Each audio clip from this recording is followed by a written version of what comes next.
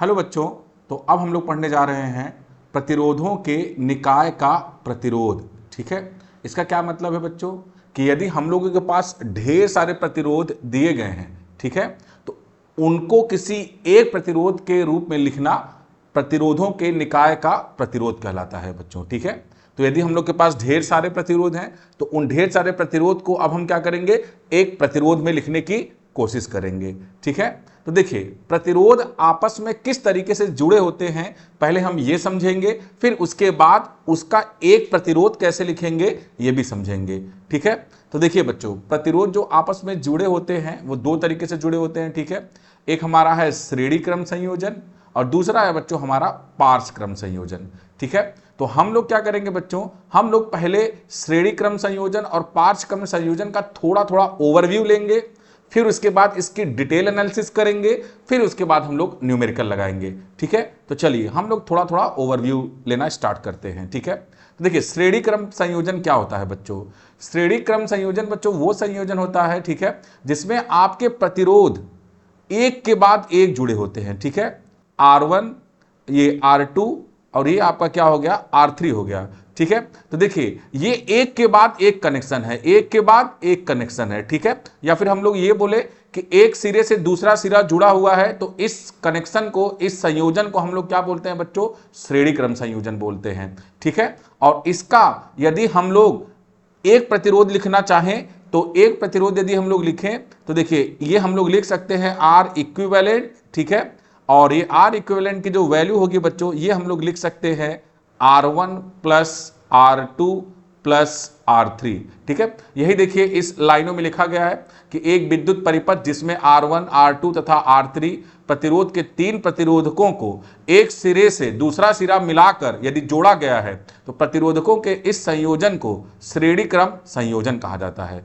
ठीक है बच्चों, चलिए नेक्स्ट हम लोग देखते हैं बच्चों पार्श्व क्रम संयोजन। ठीक है, देखिए पार्श्व क्रम संयोजन क्या होता है बच्चों, हम लोग जितने भी मन चाहे प्रतिरोध हो उनको यदि दो पॉइंट के बीच में यदि हम लोग जोड़ दें, ठीक है, तो ये आपका संयोजन क्या कहलाता है बच्चों, पार्श्व क्रम संयोजन कहलाता है। ठीक है, जैसे ये हम लोगों ने एक प्रतिरोध R1 ले लिया, ठीक है, और ये हमारा दूसरा प्रतिरोध है बच्चों R2, और ये देखिए हम लोग ये तीसरा प्रतिरोध ले लिए, ये हम लोग ले लिए बच्चों R3 ले लीजिए। ठीक है, तो देखिए ये तीनों के तीनों प्रतिरोध आपके इन दो बिंदुओं A और B के बीच में जुड़े हुए हैं। ठीक है, तो हम बोल सकते हैं कि यदि ढेर सारे प्रतिरोध या एक दो तीन प्रतिरोध यदि दो बिंदुओं के बीच में जुड़े हुए हैं तो वो आपके पार्श्व क्रम में संयोजित होंगे। ठीक है, और यदि इनका इक्विवेलेंट प्रतिरोध हम लोग लिखना चाहें तो हम लोग लिख सकते हैं। ठीक है, तो इन दो बिंदु पहले बता लेंगे हम लोग, और दो बिंदुओं के बीच में एक हम लोग बना देंगे क्या, इसका परिणामी प्रतिरोध R इक्विवेलेंट। ठीक है, और ये R इक्विवेलेंट को हम लोग कैसे निकालेंगे, तो यहां पे देखिए 1/R equivalent is equal to 1/R1 plus 1/R2 plus 1/R3। तो ये देखिए ये आपका थोड़ा सा ओवरव्यू हो गया आपके श्रेणी क्रम संयोजन और पार्श्व क्रम संयोजन के बारे में। ठीक है, तो अब चलिए हम लोग डिटेल में पढ़ते हैं श्रेणी क्रम संयोजन के बारे में। ठीक है, देखिए जैसा कि मैंने यहां पे दिखाया हुआ ये R1, R2, R3 तीनों आपके एक के बाद एक जुड़े हुए हैं, या तो बोले एक सिरे से दूसरे सिरे से जुड़े हुए हैं इस तरीके से। ठीक है, एक के बाद एक। अब ये देखिए ये एक बैटरी से जुड़े हुए हैं। ठीक है, और यहां पे देखिए एक कुंजी है। चलिए कुंजी आपका बंद है, मतलब इसमें एक धारा I प्रवाहित होगी बच्चों। ठीक है, एक धारा हमारी क्या होगी, I प्रवाहित होगी। तो एक चीज हम लोग यहां पे देखते हैं बच्चों कि ये जो धारा I है, ठीक है, ये R1, R2 और R3 तीनों में समान बह रही है। ठीक है, मतलब I जो है धारा है, ठीक है, ये R1, R2, R3 तीनों के लिए क्या है बच्चों, ये समान है। ठीक है, चलिए और दूसरी बात बच्चों यहां पे हम लोग देखते हैं कि यहां पे देखो जरा ध्यान से समझने की कोशिश कीजिएगा, ये प्लस सिरा है और ये माइनस सिरा है। कुंजी को हटा दे यदि हम लोग तो ये देखिए ये सिरा जाके यहां पे सीधे यहां पे जुड़ गया है, बीच में कोई प्रतिरोध नहीं है, तो हम मान सकते हैं कि ये सिरा यहां से जुड़ा हुआ है और ये धनात्मक सिरा देखिए आपका यहां से जुड़ा हुआ है। ठीक है, तो कहने का मतलब कि ये जो टोटल वोल्टेज है, टोटल विभवांतर है, ये तीनों आपके प्रतिरोधों से जुड़ा हुआ है। तो हम लोग यहां से बोल सकते हैं कि ये जो टोटल विभवांतर है ये तीनों प्रतिरोधों के विभवांतरों का सम होगा, योग होगा बच्चों। ठीक है, तो श्रेणी क्रम में सबसे इंपॉर्टेंट पॉइंट हमारा यही होता है कि V will be equal to V1 plus V2 plus V3। ठीक है, चलिए, तो ये चीज हम लोग को पता चल गया। अब देखिए, अब हमको ओम्स लॉ से हम लोग लिख सकते हैं बच्चों, ध्यान से देखें तो यदि कोई रजिस्टर R1 है, उसमें कोई I धारा बह रही है, ठीक है, इसको अलग तरीके से ट्रीट करके लिखे हम लोग। ठीक है, तो देखिए ये हमारा कोई R1 प्रतिरोध हो गया और इसमें कोई I धारा बह रही है, तो इसके अक्रॉस जो हम लोग लिखेंगे विभवांतर, वो क्या लिखेंगे, इसके अक्रॉस जो विभवांतर हमारा लिखेंगे V1, तो V1 की वैल्यू हम लोग लिख सकते हैं बच्चों, ठीक है, I इंटू R1, ये ओम के नियम से हमने लिख दिया। ठीक है, तो इसी तरीके से बच्चों यदि हम दूसरा प्रतिरोध लेते हैं तो यहां पे क्या लिख सकते हैं बच्चों, दूसरे प्रतिरोध के लिए हम लोग लिख सकते हैं V2 is equal to I into क्या लिखेंगे हम लोग R2, और तीसरे प्रतिरोध के लिए क्या लिखेंगे बच्चों, तीसरे प्रतिरोध के लिखेंगे हम लोग V3 is equal to I into R3। ठीक है सर, लेकिन बच्चों हम लोग को I के बारे में अभी आइडिया नहीं है। ठीक है, I के बारे में हमको आइडिया नहीं है। ठीक है, तो हम क्या करेंगे अभी, देखिए इन तीनों जो श्रेणी क्रम में संयोजन में है, ठीक है, इनको एक प्रतिरोध बना के लिखेंगे। ठीक है, तो इनको यदि हम लोग बच्चों एक प्रतिरोध बना के लिखें, ठीक है, तो देखिए यहां पे मैंने इनको एक प्रतिरोध बना के लिखा और इसको मैं लिख देता हूं R इक्विवेलेंट। ठीक है, अब यहां से देखिए ये हमारा बैटरी हो गया। ठीक है, और ये देखिए हमारा ये कितना है, ये प्लस माइनस, ये कितना है वैल्यू बच्चों, V है। तो इसमें एक धारा I प्रवाहित होगी, सेम वही धारा प्रवाहित होगी, बस हम लोगों ने इन तीनों प्रतिरोधों के जगह पे एक प्रतिरोध बना के लिख दिया है। ठीक है, तो यहां पे देखिए, यहां पे भी हम ओम का नियम लगा के क्या लिख सकते हैं, V इज इक्वल टू लिख सकते हैं I इंटू R इक्विवेलेंट। ठीक है, तो हम लोग इसको मान लेते हैं इक्वेशन नंबर 1, और इस इक्वेशन 1 में बच्चों हम लोग V की वैल्यू रखेंगे और V1, V2 और V3 की वैल्यू रखेंगे। ठीक है, तो इसके बाद देखिए क्या होता है, तो हम लोग को पता है कि फार्मूला क्या है, V is equal to V1 plus V2 plus V3। ठीक है, तो अब देखिए V की वैल्यू आप क्या रख सकते हैं, V की वैल्यू आप रख सकते हैं I इंटू R इक्विवेलेंट। ठीक है, तो यहां पर रख देते हैं हम लोग सर, V की वैल्यू रख देते हैं I इंटू R इक्विवेलेंट।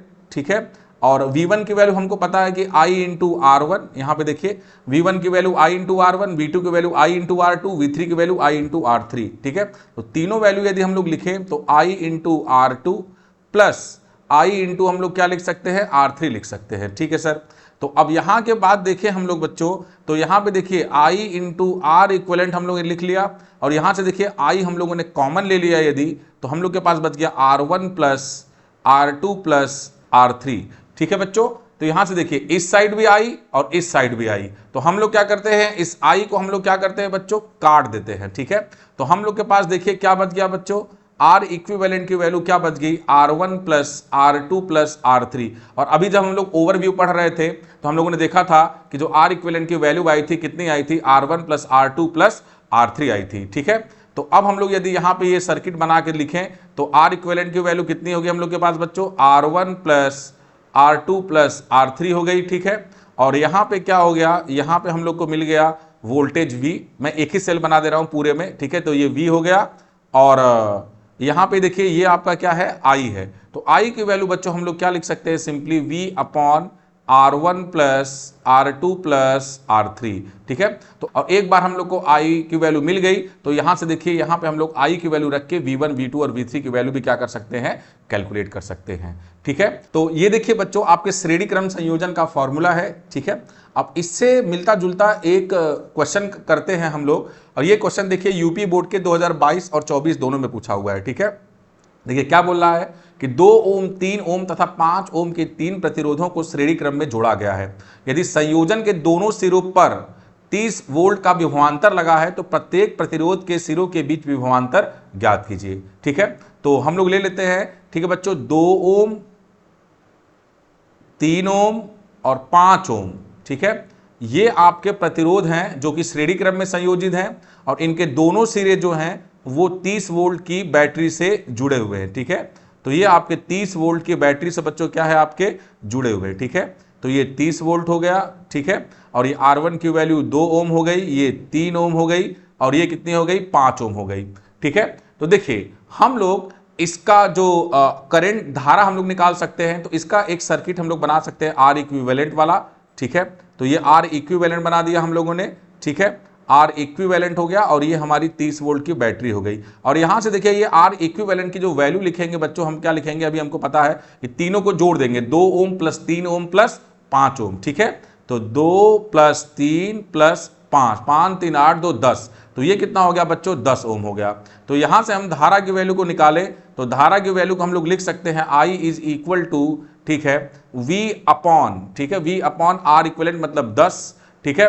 तो I की वैल्यू कितनी होगी बच्चों 30 अपॉन 10 और ये कितना हो गया बच्चों 3 एम्पियर। अब एक बार हम लोगों ने इसमें धारा की वैल्यू निकाल ली, ठीक है, एक बार हम लोगों ने इसमें धारा की वैल्यू निकाल ली, ठीक है। तो अब हम लोग को पता है कि यदि V1 होगा तो 2 इंटू आई होगा, V2 होगा तो 3 इंटू आई होगा और V3 होगा 5 ओम के अक्रॉस तो आपका 5 इंटू आई होगा, ठीक है। चलिए तो इसको मैं आपका यहां पे आपका मेंशन कर देता हूं कि this is your plus minus V1, this is your plus minus V2 and this is your plus minus V3, ठीक है।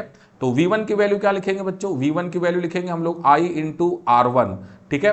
तो I की वैल्यू हम लोग को पता है 3, तो 3 इंटू R1 की वैल्यू कितनी लिखेंगे बच्चों हम लोग 2, तो यहां से कितना मिल गया बच्चों 3 दूना 6, तो 6 वोल्ट हो गया बच्चों, ठीक है। और V2 की वैल्यू लिखते हैं हम लोग, ठीक। तो V2 की वैल्यू देखिए क्या लिख सकते हैं, V2 की वैल्यू लिखेंगे I इंटू R2।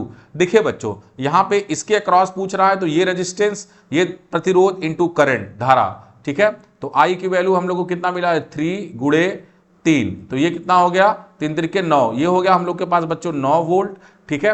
अब V3 की वैल्यू हम लोग निकाल रहे हैं, ठीक है।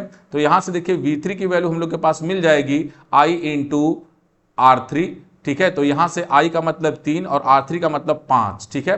तो यहां देखिए 5 3 15, तो ये कितना हो गया बच्चों हम लोग के पास 15 वोल्ट मिल गया, ठीक है। तो देखिए आंसर तो हमको मिल गया कि प्रत्येक प्रतिरोध के सिरों के बीच विभवांतर ज्ञात कीजिए। अब इनको तीनों को चेक करना है बच्चों कि हमारा सही उत्तर आया है कि नहीं, तो तीनों को जोड़ दो, देखो 30 के बराबर आया है तो मतलब हमारा उत्तर सही है, नहीं तो हमारा उत्तर क्या है बच्चों गलत है, ठीक है। तो देखिए 15 15 9 कितना हो जाएगा 24, 24 36, ठीक है। तो इसका मतलब जो हमारा उत्तर है बच्चों, ये हमारा उत्तर क्या है आपका सही है और यूपी बोर्ड का क्वेश्चन है, ठीक है। चलिए बच्चों तो अब हम क्या करते हैं बच्चों, इसके बारे में समझते हैं। देखिए क्या क्या हम लोग ऑब्जर्वेशन देखिए श्रेणी क्रम में ये देखते हैं। तो श्रेणी क्रम संयोजन में बच्चों हमने देखा कि प्रतिरोधों के बीच अंत से अंत कनेक्शन, मतलब कि एक सिरे से दूसरे कनेक्शन होता है तो हम लोग क्या बोलते हैं उसको श्रेणी क्रम बोलते हैं, ठीक है, जैसा कि मैंने आपको समझाया। दूसरा देखिए समग्र प्रतिरोध बढ़ेगा, देखिए इस पॉइंट को जरा सा मैं समझाऊंगा। देखिए यहां पे इन तीनों का प्रतिरोध कितना था 2 ओम 3 ओम और 5 ओम, तो तीनों का जो इक्विवेलेंट होगा, ठीक है, संयोजन प्रतिरोध होगा, ठीक है, ये देखिए आपका ये 10 ओम है, तो ये 10 ओम बच्चों इन तीनों से क्या है ज्यादा है, ठीक है। तो ये दूसरा पॉइंट देखिए मैंने वही लिखा है कि जो समग्र प्रतिरोध होगा इक्विवेलेंट प्रतिरोध होगा वो क्या बढ़ जाएगा आपको बढ़ जाएगा बच्चों, ठीक है। और देखिए ये तीसरा पॉइंट है श्रृंखला में प्रतिरोधों के संयोजन में कुल संभावित अंतर, संभावित अंतर का मतलब यह आपका विभवांतर, ठीक है, कुल विभवांतर जो होगा, ठीक है, यह आपका व्यक्तिगत प्रतिरोधों में संभावित अंतर के, ठीक है, योग के बराबर होगा। मतलब क्या कहने का है कि ये जो आपका पूरा का पूरा विभवांतर है, इन तो तीनों विभवांतर को मिला देंगे और जोड़ देंगे तो तीनों के बराबर आ जाएगा, ठीक है।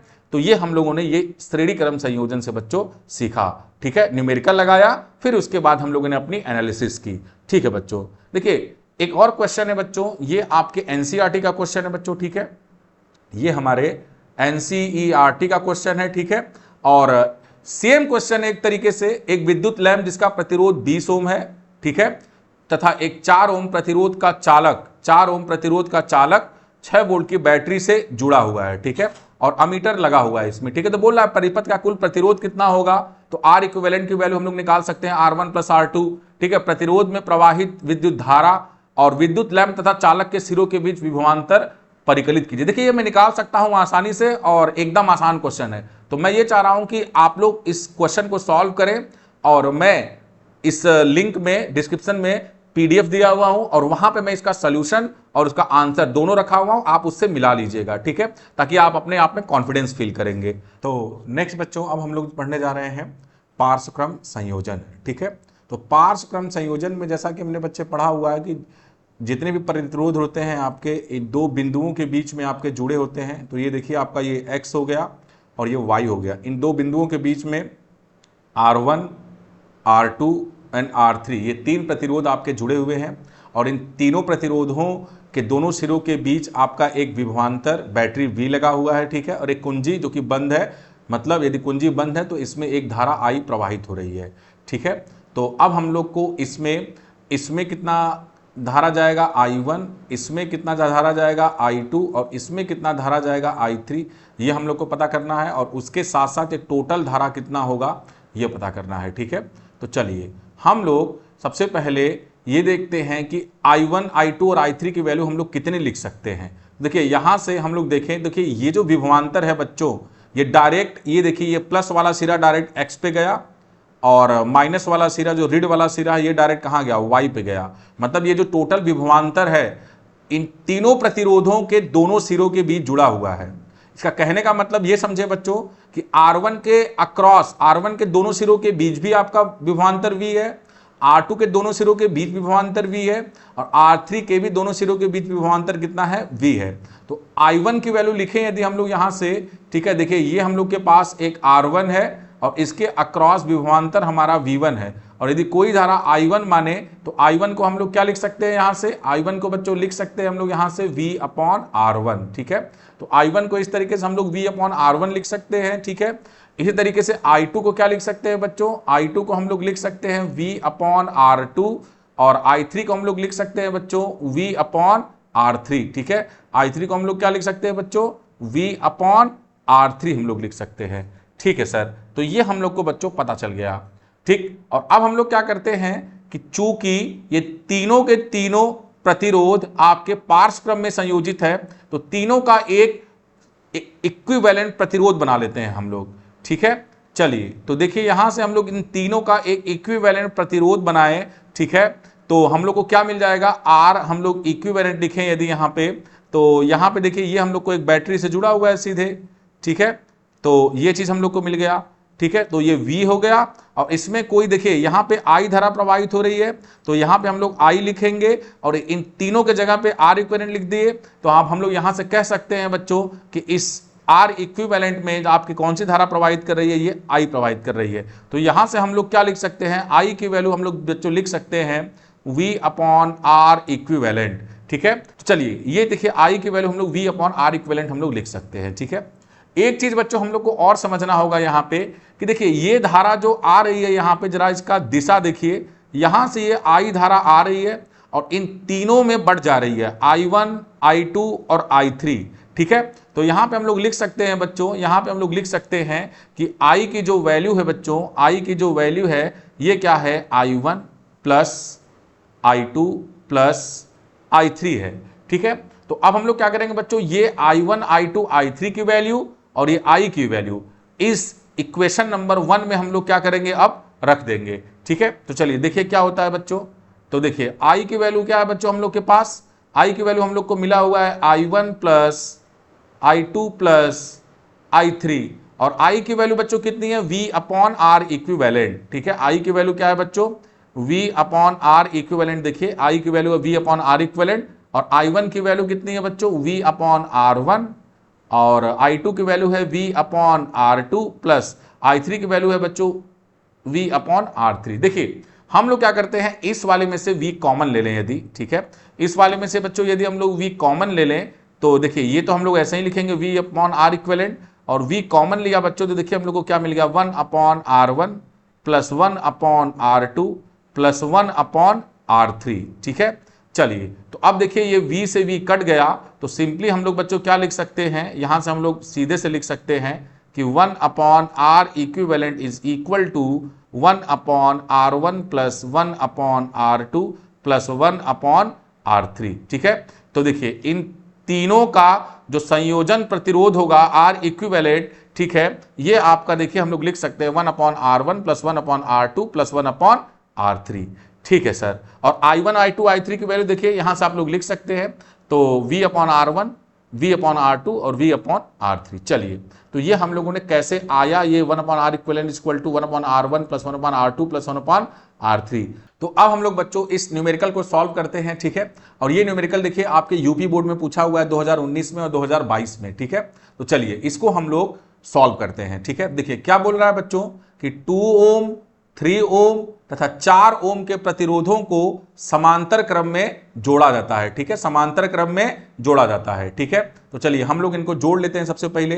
तो ये आपका कितना हो गया बच्चों, ये आपका 2 ओम, ये हो गया बच्चों आपका 3 ओम, और ये कौन सा हो गया बच्चों आपका, ये आपका हो गया 4 ओम। ठीक है, इन तीनों को आपने समांतर क्रम में जोड़ा हुआ है। ठीक है, चलिए समांतर क्रम में जोड़ दिया, और ये 24 वोल्ट की बैटरी से जुड़े हुए हैं। ठीक है, ये 24 वोल्ट की बैटरी से क्या है बच्चों, ये जुड़े हुए हैं। ठीक है, तो इस तरीके से हम लोग 24 वोल्ट की एक बैटरी दिखा देंगे, ये प्लस और ये माइनस, और V की वैल्यू हम लोग क्या लिख देंगे, V की वैल्यू हम लोग लिख देंगे 24 वोल्ट, और यहां पे R1 की वैल्यू 2 ओम, R2 की वैल्यू 3 ओम, और इसकी वैल्यू क्या हो गई, 4 ओम हो गई।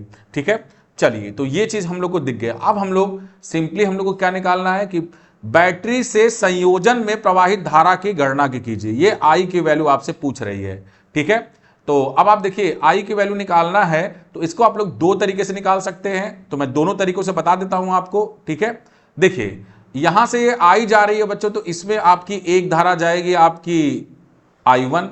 ठीक है, इसमें आपकी एक धारा जाएगी I2, और इसमें आपकी धारा जाएगी क्या, I3। ठीक है, चलिए तो I की वैल्यू बच्चों हम लोग क्या लिख सकते हैं, I की वैल्यू हम लोग लिख सकते हैं sir I1 plus I2 plus I3। यदि हम लोग को I1 I2 और I3 तीनों की वैल्यू पता चल जाए तो सिंपली हम टोटल धारा की वैल्यू निकाल लेंगे। ठीक है, तो चलिए देखिए ये 24 वोल्ट की बैटरी इन दोनों सिरों के बीच में जुड़ा हुआ है।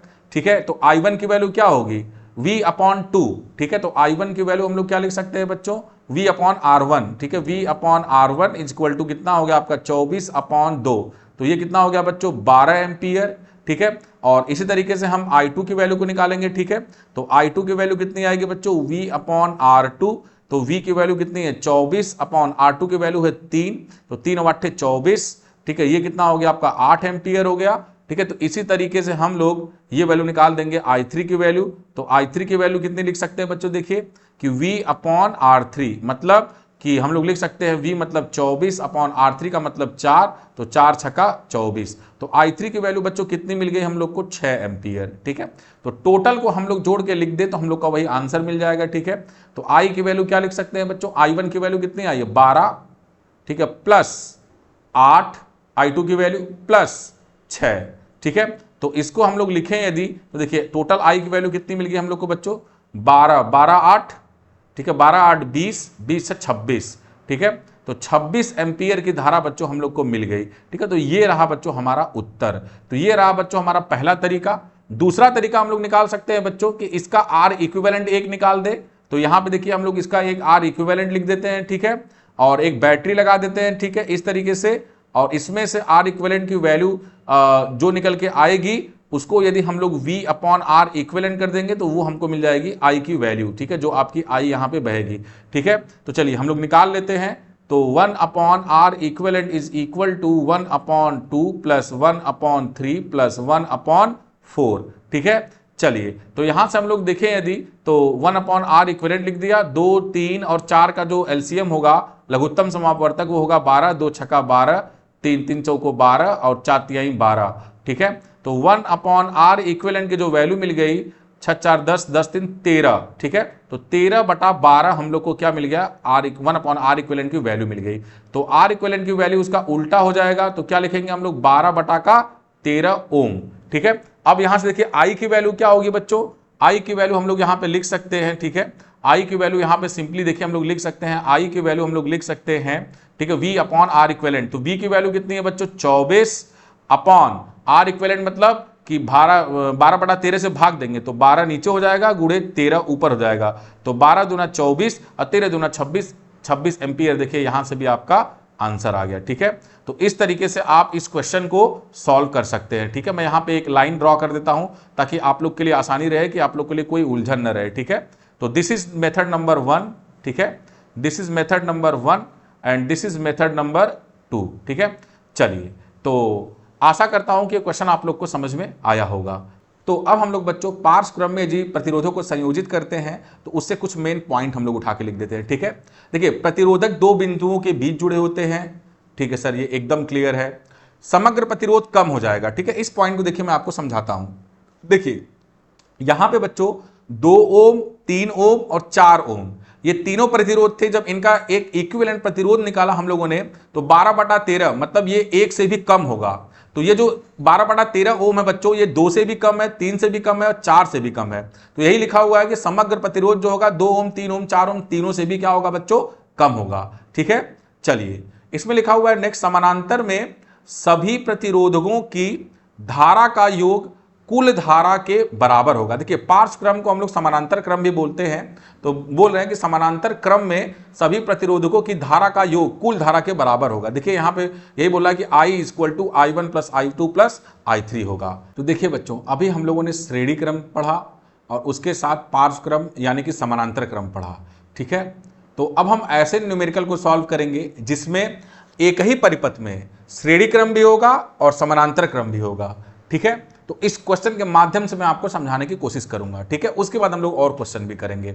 देखिए बोल रहा है कि चित्र में R1 = 10 ओम, ठीक है, R2 = 40 ओम, R1 R2, R3 = 30 ओम, ठीक है, R4 = 20 ओम और R5 = 60 ओम, ये आपका दिया हुआ है। तथा प्रतिरोधकों के इस विन्यास को, ठीक है, ये 12 वोल्ट से संयोजित किया गया है। ठीक है, और देखिए यहां पे एक अमीटर लगा दिया है जो कि धारा को मापेगा, इससे ज्यादा कुछ नहीं है। ठीक है, तो पूछ रहा है परिपथ में कुल प्रतिरोध कितना होगा तथा परिपथ में प्रवाहित कुल विद्युत धारा परिकलित कीजिए, मतलब कि परिपथ में कुल प्रवाहित धारा कितनी होगी। ठीक है, तो चलिए हम लोग एक नियम समझते हैं बच्चों कि यदि आपके परिपथ में कोई भी यदि वोल्ट मीटर दिया हुआ है या फिर अमीटर दिया हुआ है तो उसको हटा दीजिए सबसे पहली बात।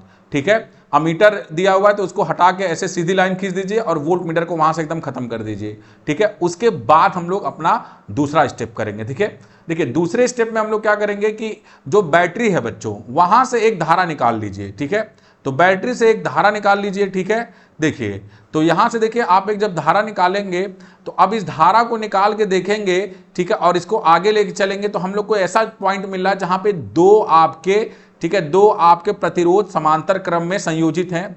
ठीक है, चलिए क्योंकि यहां पे देखिए धारा बट गई बच्चों। ठीक है, तो धारा यदि बच्चों बट गई तो इसका कहने का ये मतलब है कि ये किस में होगा बच्चों, ये समानांतर क्रम में होगा। ठीक है, क्योंकि देखिए ये दो पॉइंट के बीच में आपके दो प्रतिरोध जुड़े हुए हैं तो ये दोनों समानांतर क्रम में है। ठीक है, चलिए तो इन दोनों के जगह पे हम लोग क्या करेंगे, एक प्रतिरोध बनाएंगे बच्चों। ठीक है, तो इन दोनों के जगह पे हम लोग क्या बनाएंगे, एक प्रतिरोध बनाएंगे। ठीक है सर, तो यहां पे हम लोगों ने इन दोनों के जगह पे एक प्रतिरोध बना लिया। फिर आगे चलते हैं बच्चों, फिर आगे चल के देखते हैं तो यहां पे देखिए तीन आपके प्रतिरोध आपके समांतर क्रम में जुड़े हुए हैं। देखिए ये ए है और ये बी है, दो बिंदुओं के बीच में आपके ये दोनों जुड़े हुए हैं। ठीक है, तो ये भी आपके समानांतर क्रम में है। तो इनके लिए भी हम लोग क्या करेंगे, इनके लिए भी हम लोग बच्चों एक प्रतिरोध जोड़ेंगे। ठीक है, एक इक्विवेलेंट प्रतिरोध लिखेंगे और ये है बच्चों, अब आके फिर से आपका ये घुमा दीजिए पूरा आके यहां से, तो यहां से खत्म हो गया।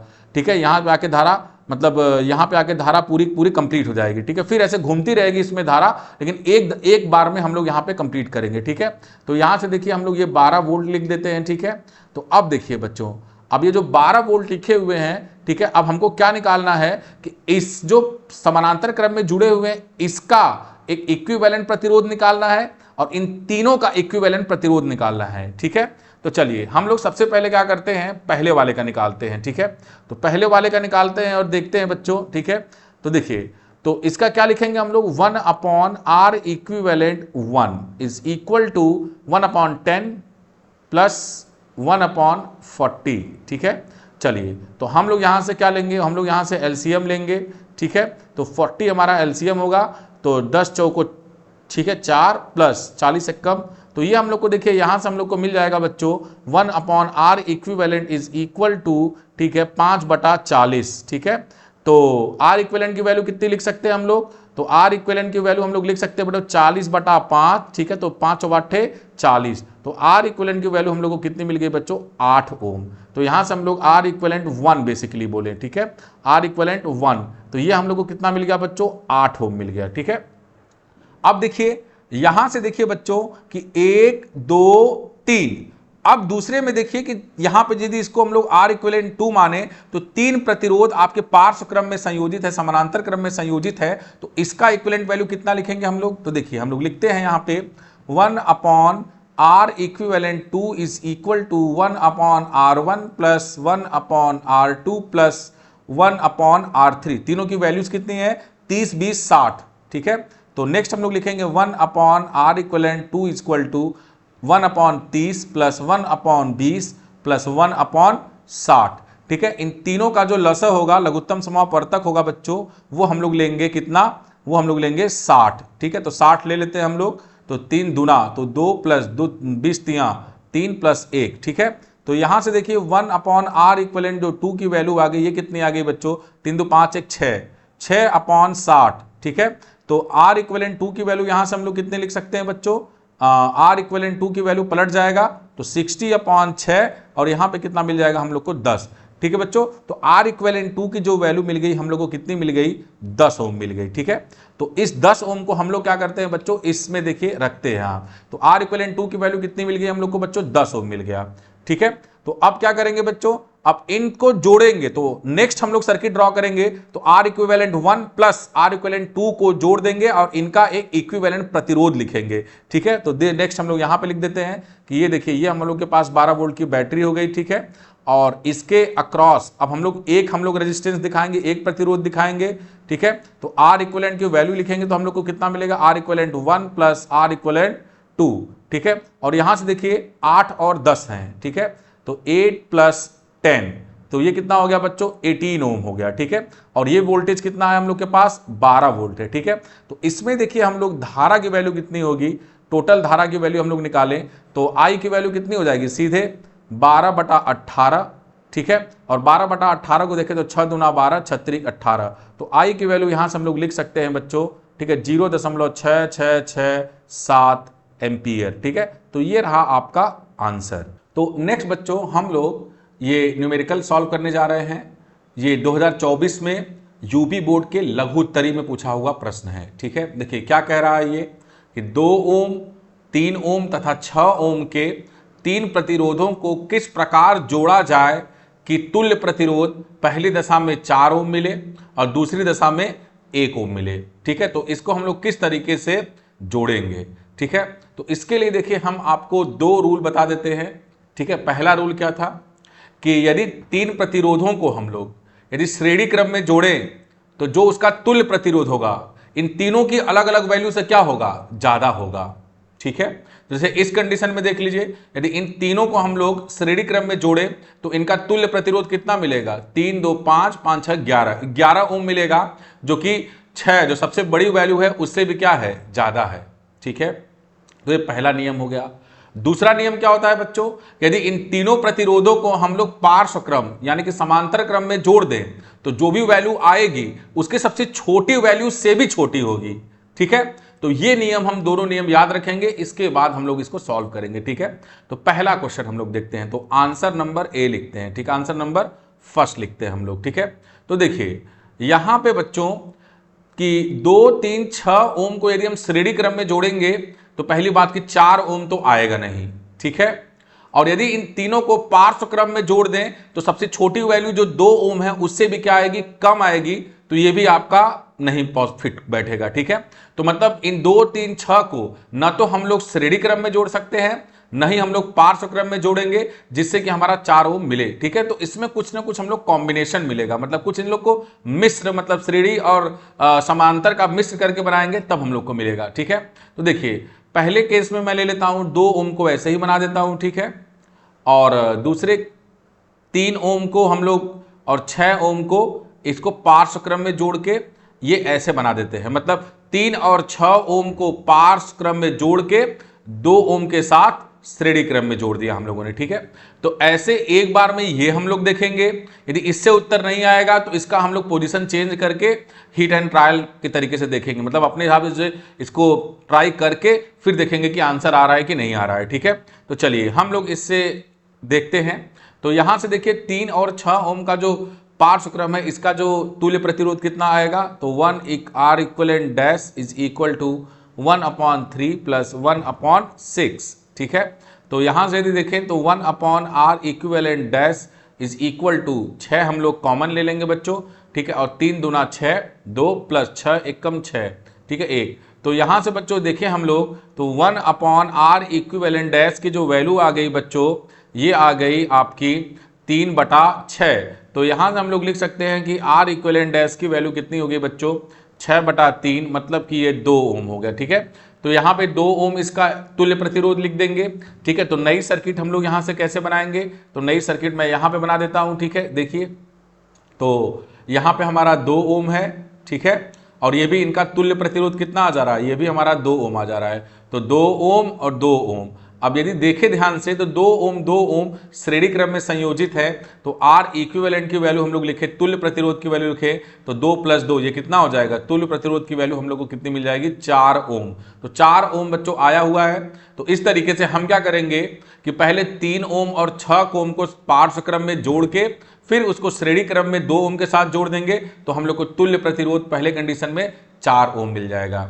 ठीक है सर, अब देखिए बच्चों दूसरे केस में देखिए 1 ओम दिया हुआ है, तो थोड़ा दिमाग लगाएंगे कि देखिए 2 ओम 3 ओम 6 ओम को यदि हम पार्श्व क्रम में जोड़े तो सबसे जो छोटी वैल्यू होती है उससे छोटा देखिए 1 ओम है। तो एक बार चांस बैठ रहा है, तो उस चांस को हम लोग बना के देखते हैं। ठीक है, और इन तीनों को हम लोग क्या करते हैं, समानांतर क्रम में जोड़ देते हैं। ठीक है, तो ये हमारा 2 ओम हो गया। ठीक है, ये हमारा हो गया 3 ओम। ठीक है, और ये हमारा हो गया बच्चों 6 ओम। ठीक है, ये हमारा कितना हो गया, 6 ओम। और इन तीनों को समानांतर क्रम में जोड़े हैं तो इनका जो तुल्य प्रतिरोध है ये देखिए हम लोग को कितना मिलता है। ठीक है, चलिए तो हम लोग इसको लिखते हैं। तो 1/R इक्विवेलेंट की वैल्यू, ये दूसरे का आंसर है। ठीक है, 1/R इक्विवेलेंट की वैल्यू 1/2 + 1/3 + 1/6। तो 1/R इक्विवेलेंट की वैल्यू लिखेंगे तो यहां से हम लोग 6 आपका लसप्पा लेंगे। ठीक है, और 2 तिहाई 6 + 3 दूना 6 + 6 एकम 6। ठीक है, तो यहाँ पे देखिए 1/R इक्विवेलेंट की वैल्यू देखें तो ये कितनी मिल गई, 6/6। तो 6 से 6 1 हो गया। तो यहाँ से बच्चों हम सीधे क्या बोल सकते हैं, यहाँ से हम लोग सीधे बोल सकते हैं कि R इक्विवेलेंट की वैल्यू बच्चों कितनी मिल गई, 1 ओम। ठीक है, तो दूसरे कंडीशन में यदि हम तीनों प्रतिरोधों को समांतर क्रम में जोड़ दें तो हम लोग को 1 ओम उत्तर मिल जाएगा। देखिए बच्चों ये आपका उसी तरीके का सेम क्वेश्चन आपका सीबीएसई के 2020 में पूछा हुआ है। ठीक है, और बोल रहा यह दर्शाइए कि आप 6 ओम प्रतिरोध के 3 प्रतिरोधकों को किस प्रकार संयोजित करेंगे कि प्राप्त संयोजन का प्रतिरोध पहले कंडीशन में 9 ओम मिले और दूसरे कंडीशन में 4 ओम मिले। ठीक है, तो देखिए इसी तरीके का क्वेश्चन मैं अभी बताया हूं, तो मैं आपके लिए ये होमवर्क समझ लिए दे रहा हूं, आप इसको सॉल्व कीजिए। मैं जब पीडीएफ अपलोड करूंगा तो वहां पे उसका सोल्यूशन आपको मिलेगा। ठीक है, तो चलिए अब हम लोग नेक्स्ट क्वेश्चन सॉल्व करते हैं। देखिए बोल रहा है कि एक आर प्रतिरोध के तार को 4 बराबर भागों में काटा जाता है। ठीक है, चलिए फिर इन भागों को समांतर क्रम में जोड़ा जाता है। यदि संयोग का प्रतिरोध R डैश हो तो अनुपात R डैश अपॉन R का मान होगा। ठीक है, तो चलिए इसको हम लोग ध्यान से पढ़ते हैं। R प्रतिरोध का एक तार हम लोग के पास है। ठीक है, तो पहले हम लोग एक बना लेते हैं तार। ठीक है, R प्रतिरोध का एक तार आपके पास मान लीजिए L लंबाई का हो गया है। ठीक है, ये L लंबाई का हो गया आपके पास। ठीक है, R इसका रेजिस्टेंस कितना है बच्चों, इसका रेजिस्टेंस हम लोग को, इसका प्रतिरोध कितना है बच्चों, ये R है। ठीक है, बोल रहा है कि इसको हम लोग 4 बराबर भागों में काट देते हैं। ठीक है, तो 4 बराबर भागों में यदि काट दे बच्चों, ठीक है, 1 2 3 4, तो चारों का प्रतिरोध बच्चों कितना हो जाएगा। ठीक है, ये L/4 हो जाएगा, इसका लेंथ, इसका भी लेंथ L/4 हो जाएगा, L/4 हो जाएगा और L/4 हो जाएगा। और हम लोग को पता है बच्चों कि जो प्रतिरोध होता है वो लेंथ के क्या होता है, लंबाई के अनुक्रमानुपाती होता है। ठीक है, तो इनके प्रतिरोध क्रमशः कितने हो जाएंगे, इनके प्रतिरोध क्रमशः हो जाएंगे R/4 R/4 R/4 और R/4। ठीक है, चलिए तो देखिए अब इनको हम लोग किस में जोड़ दे रहे हैं बच्चों, इन चारों तारों को हम लोग जोड़ दे रहे हैं पार्श्व क्रम में। ठीक है, पार्श्व समानांतर क्रम में जोड़ दे रहे हैं। ठीक है, तो यहां पे देखिए ये पहला तार हो गया, ये दूसरा तार हो गया, ये तीसरा तार हो गया और ये चौथा तार हो गया। ठीक है, इनको हम लोग किस में जोड़े हैं, इनको हम लोग जोड़े हैं पार्श्व क्रम में। ठीक है, तो पार्श्व क्रम में यदि हम लोग इनको जोड़े हुए हैं बच्चों, ठीक है, तो मैं लिख देता हूं R/4 R/4, ये R/4 R/4 R/4 R/4। ठीक है, तो इनको यदि ये पॉइंट A है और ये पॉइंट B है। देखिए बच्चों इसको समझने के लिए मैं थोड़ा सा आपको हिंट दे देता हूं पहले। ठीक है, मान लीजिए आप लोग के पास ये R ओम का, ठीक है, R ओम का एक प्रतिरोध है। ऐसे ही यदि हम लोग N प्रतिरोध ले लें, ठीक है, N प्रतिरोध ले लें, ठीक है, इनको यदि हम लोग बच्चों सीरीज में जोड़ दें, ठीक ठीक है, तो उनका तुल्य प्रतिरोध कितना आएगा, N इंटू आर आएगा। जैसे R प्लस आर आप जोड़ेंगे तो N इंटू आर आएगा, और जो समानांतर क्रम में इनको जोड़ दे बच्चों तो उसका जो तुल्य प्रतिरोध आएगा वो कितना आएगा, R/N। तो ये ऐसे कैसे मिल रहा है हम लोग को, समांतर क्रम में जोड़ने पे, ठीक है। और ये N इंटू आर क्या मिल रहा है बच्चों, श्रेणी क्रम में जोड़ने पे, ठीक है। चलिए तो अब यहां से देख लीजिए बच्चों कि इन चारों को हम लोग समानांतर क्रम में जोड़े हुए हैं, तो जो इसका तुल्य प्रतिरोध होगा, ठीक है, इसको हम लोग क्या लिखेंगे, ये हो जाएगा R/4, जो मतलब इसमें है ओरिजिनल वैल्यू, और चूंकि समांतर क्रम में जोड़ रहे हैं तो इसका क्या हो जाएगा, अपॉन N मतलब अपॉन 4, ठीक है। तो यहां पे देखिए ये वैल्यू कितनी हो जा रही है, ये R डैश दिया हुआ है, ठीक है। तो R dash is equal to कितना हो जाएगा, R/4 इंटू 4, ठीक है। तो इसको हम लोग लिख सकते हैं R dash upon R is equal to 1/16, ठीक है। तो R डैश अपॉन R की वैल्यू बच्चों कितनी आ गई, 1/16 आ गई, ठीक है। तो ये डी ऑप्शन है, तो D option is our correct answer, ठीक है। चलिए तो बच्चों अब हम लोग नेक्स्ट क्वेश्चन सॉल्व करते हैं, और ये बहुत ही इंपॉर्टेंट क्वेश्चन है जो कि यूपी बोर्ड के आपके 2020 में पूछा हुआ है, ठीक है। देखिए, दिए गए विद्युत परिपथ में प्रतिरोधों को एक 10 वोल्ट की आदर्श बैटरी से जोड़ा गया है, ठीक है। तो देखिए यहाँ पे देखिए आपका एक 10 वोल्ट का बैटरी है, और ये ढेर सारे प्रतिरोध हैं जिनको कि एक तरीके से जोड़ा गया है, ठीक है। तो बोल रहा है गणना कीजिए कि A तथा B के बीच प्रतिरोध, ठीक है, और परिपथ में धारा कितनी होगी, ठीक है। और बोला A तथा B के बीच विभवांतर, A तथा B के बीच विभवांतर, ठीक है। तो बहुत ही अच्छा और बहुत ट्रिकी क्वेश्चन है।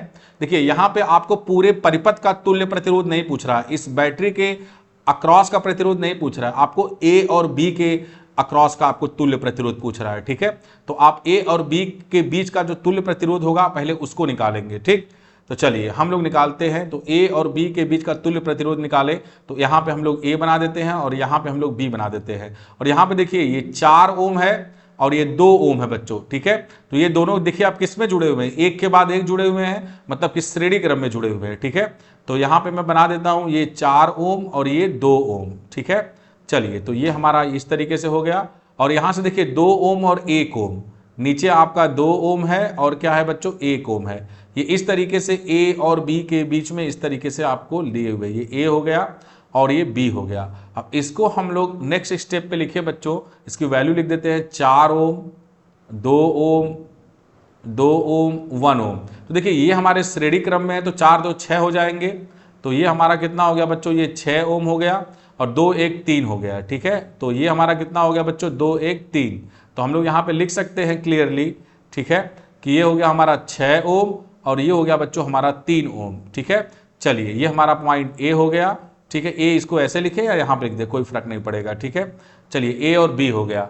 अब देखिए बच्चों, अब दोनों चूंकि हमारे पार्श्व क्रम में संयोजित हैं, तो सीधे हम लोग लिखेंगे 1/RAB लिख देता हूं मैं तुल्य प्रतिरोध, RAB is equal to 1/6 plus 1/3, ठीक है।